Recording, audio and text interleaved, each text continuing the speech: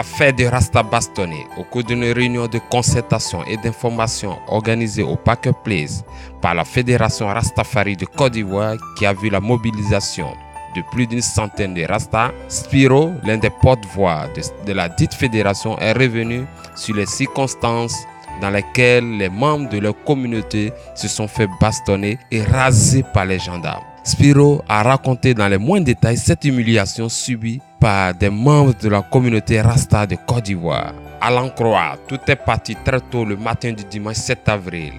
L'un des leurs, après un spectacle fini au petit matin, allongé dans son hamac, attendant le jour, sera surpris par l'arrivée des gendarmes qui va le tirer de son sommeil. Il était déjà 5 h du matin lorsque, couché dans son hamac, il sera face à face avec des gendarmes vers 6 h du matin. Le gendarme lui intime l'ordre de se réveiller et demande à le fouiller, l'accusant d'être un vendeur de drogue. Le frère aura beau lui expliquer qu'il est loin d'être un dealer, le gendarme refuse d'entendre raison et le somme de le suivre. Une autre sista qui était dans sa maison assistant à la scène verra sa fenêtre cassée par des gendarmes qui lui demandent de sortir de là. À un moment, ils ont voulu embarquer tout le monde. Négus a voulu comprendre les raisons et les motifs. Ils étaient plus d'une trentaine de gendarmes. Ils ont commencé même à battre un autre frère qu'ils avaient mis à genoux.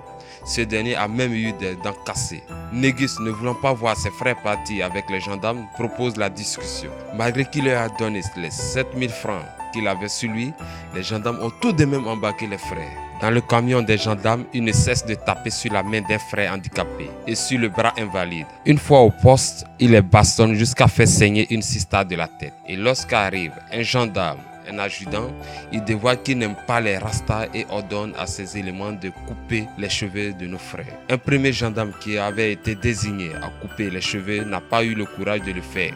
Et c'est un zélé parmi eux qui s'est exécuté. C'est comme ça que les frères ont vu leurs cheveux être rasés impuissants. Nous avons les images, a relaté Spiro.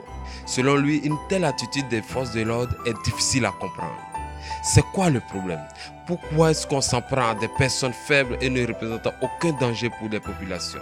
S'est-il interrogé.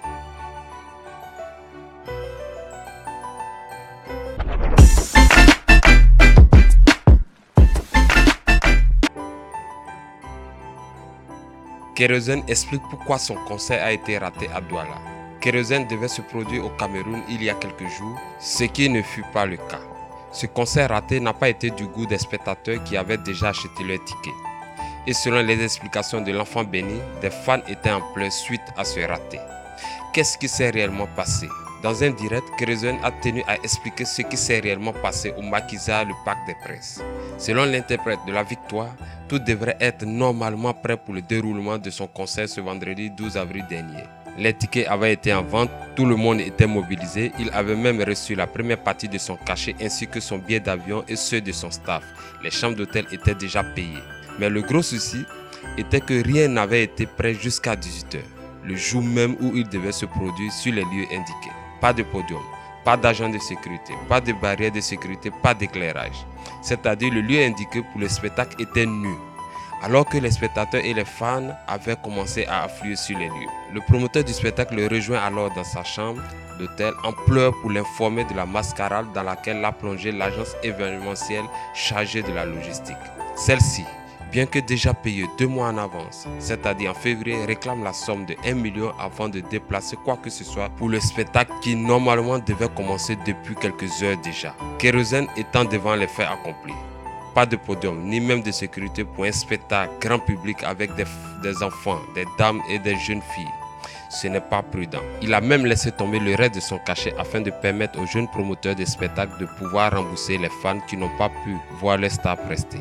Le promoteur n'avait d'autre choix que de porter plainte contre cette structure qui a joué de son image et surtout de sa notoriété. On espère que Kérosène aura une autre fois l'occasion de faire plaisir à ses fans du côté du Cameroun qui étaient vraiment très enthousiastes à l'idée de le voir sur scène.